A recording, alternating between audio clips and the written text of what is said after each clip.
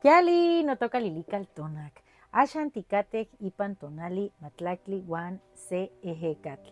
Hoy 16 de agosto, desde que el sol alcanzó su cenit, nosotros estamos ya en la 11ª casilla de la octava trecena. Nuestro tonali es 11 viento, una coordenada del rumbo del norte del Mictlampa, el color es el blanco.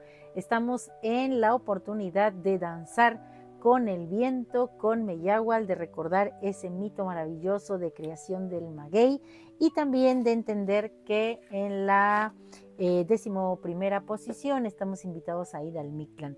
Esta lectura estará completa más al rato, pero ahora les quiero compartir un poema para que vayamos calentando motores y la esencia de este tonali Matlacli Guan Se Ejecat. Y dice así: oh viento que habitas la noche, intruso sigiloso en la oquedad del pensamiento, trotador de mundos, aliento nacido de la dualidad primera, llegas, inspiración ciega, al labio del poeta.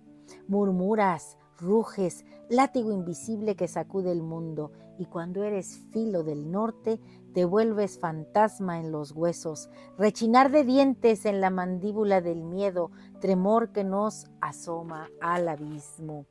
Pero te transmutas, viento cálido del sur, ladrón de la humedad del mar, te vuelves caricia, remolino íntimo. En la pausa de mi alcoba hojeas los libros, te enredas en mi cabellera con dedos de aire, despiertas la tinta de mis letras y me devuelves al mito, allá donde juntos descendemos a Mictlán para hacer cantar una vez más la caracola. Matlacli Guanse, Hecat, de los pétalos que arrancas, me has tejido mariposas.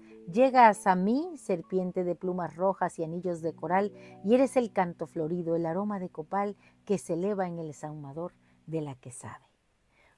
Bueno, pues un placer compartir y nos vemos al rato para la lectura completa de este tonali Matlacli Guanse Ejecat. ¡Timota!